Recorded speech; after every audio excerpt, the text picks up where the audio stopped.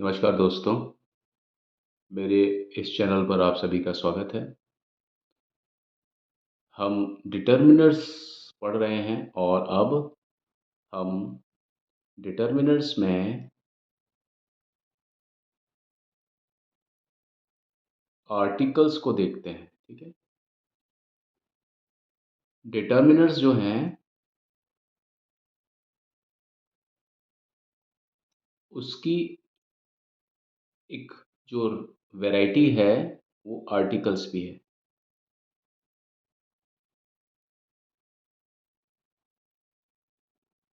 अब ये आर्टिकल्स होते क्या हैं?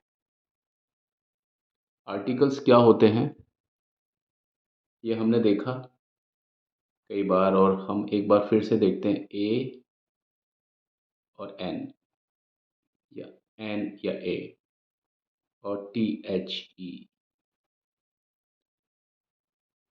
तो डिटर्मिनर्स की जो एक वैरायटी है, उसको हम आर्टिकल्स बोलते हैं। और आर्टिकल क्या होते हैं? ए, एन और दी, आपने देखा होगा। ए और एन जो हैं, वो इन डेफिनाइट आर्टिकल्स होते हैं। और टी एच ई जो होता है, दी या द या दी, वो डेफिनेट आर्टिकल होता है, राइट? आपने देखा होगा कि ए, एन और दी, ये तीनों ही नाउन से पहले यूज़ किए जाते हैं। जैसे मान लीजिए, मैं अगर किसी सिंगुलर की बात करता हूँ, कोई भी नाउन है जो सिंगुलर है, यानी जो सिंगल है और जो गिनने में भी आता है, काउंटेबल भी है, और जो चीज़ सिंगुलर और काउंटेबल है वो नाउन होगा, ऐसा माना जाता है। सिंगुलर होना चाहिए, काउंटेबल होना चाहिए और नाउन हो फिर होगा, ठीक है? कोई चीज़ अकेली है, गिनने में आ रही है और फिर हम उसको किसी नाउन में बोल सकते हैं। वो कोई ना कोई वो नाउन होगा। जैसे मान लीजिए, मैं बात करता हूँ बॉय। तो बॉय के पहले हम ए लगा सकते हैं, है ना? ये कितने लड़के की बात हो रही है? एक लड़के की बात हो रही है। अगर मैं एन, एलिफेंट,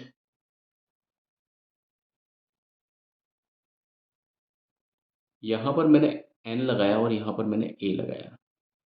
सबसे पहले तो हम बात करेंगे कि नाउन से पहले जो भी कोई शब्द आता है, ज़्यादातर वो डिटर्मिनर्स होते हैं। डिटर्मिनर्स, जैसा कि मैंने आपको अपनी पिछली वीडियो में बताया था, कि डिटर्मिनर्स वो शब्द होते हैं जो कि चीज़ों की संख्या या मात्रा को बताते हैं।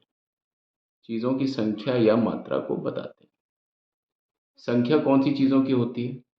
जो गिनने में आ जाती है। और मात्रा उनकी होती है जो कि गिनने में नहीं आती, जो तोलने में आती है, ठीक है? जो काउंट करने में आती है वो संख्या, और जो अनकाउंटेबल है, जो काउंटेबल है, वो संख्या होती है जिन्हें हम गिन सकते हैं।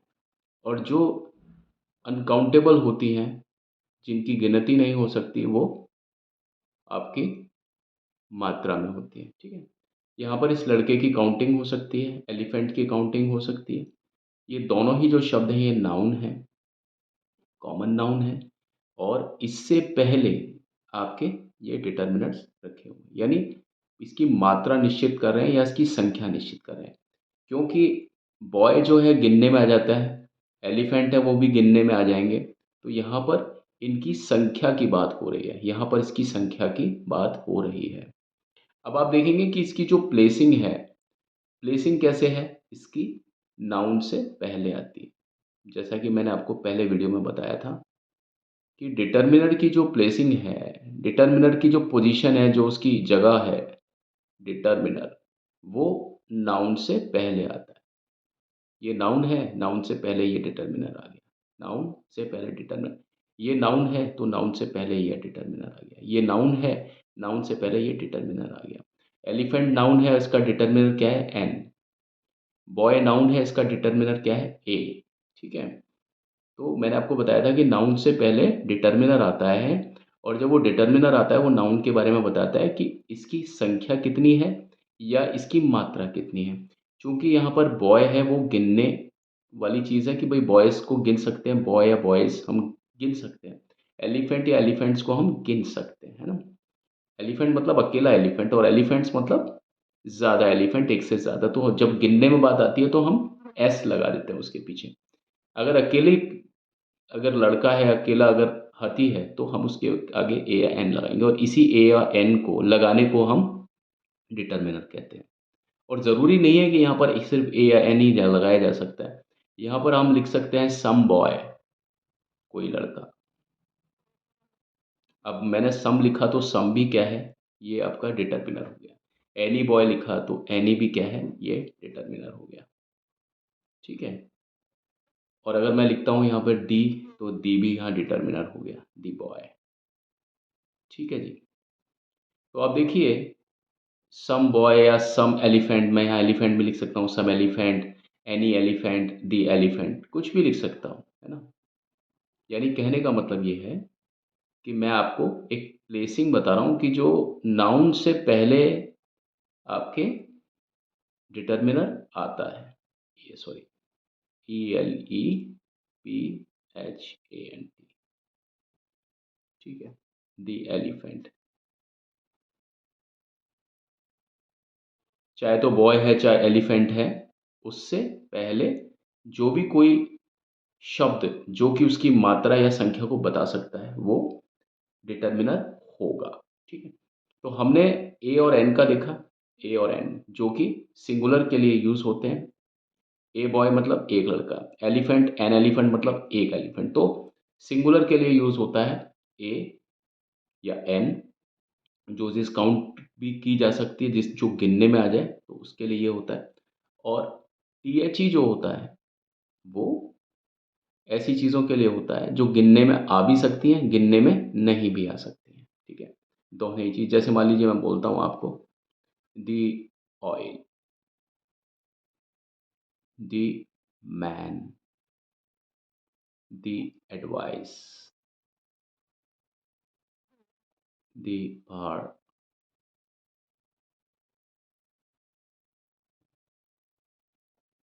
The temperature.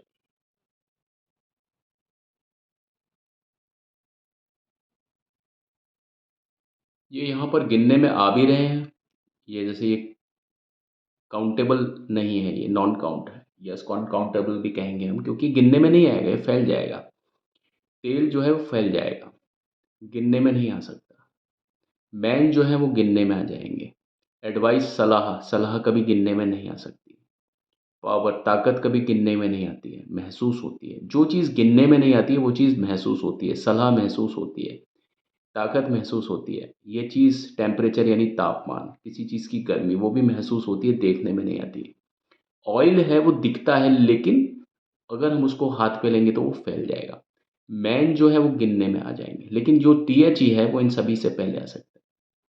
ठीक है, तो हम बात आज कर रहे हैं आर्टिकल्स की। आर्टिकल्स का जब टॉपिक जब अलग से मैं समझाऊंगा तो इसको मैं बहुत विस्तार रूप से समझाऊंगा। आज मैं सिर्फ आपको ये बताया है मैंने कि डिटर्मिनर की जो कैटेगरी है, काफ़ी सारे डिटर्मिनर अलग अलग श्रेणियों में विभाजित होते हैं। तो इसकी जो पहली कैटेगरी जो मैं आपको समझा रहा हूँ वो है आर्टिकल्स की। क्योंकि जैसा कि मैंने आपको बताया कि डिटर्मिनर्स कहाँ पर आता है, तो वो नाउन से पहले आता है।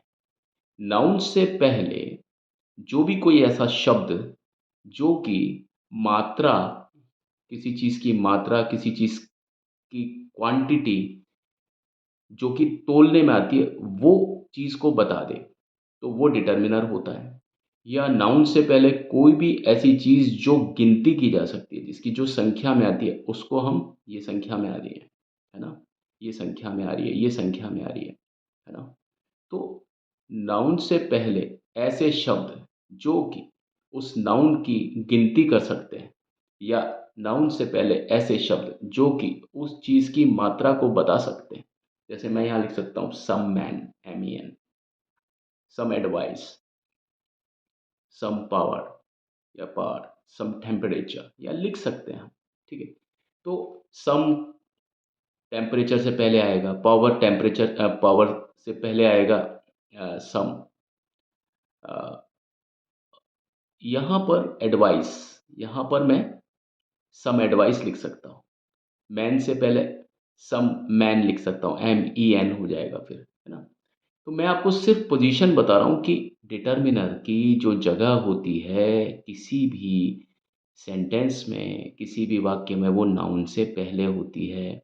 और वो नाउन के बारे में बताते हैं, या तो वो उसकी संख्या को बताते हैं या वो उसकी मात्रा को बताते हैं। मान लीजिए मैं यहाँ पर लिखा some advice, some power, some temperature.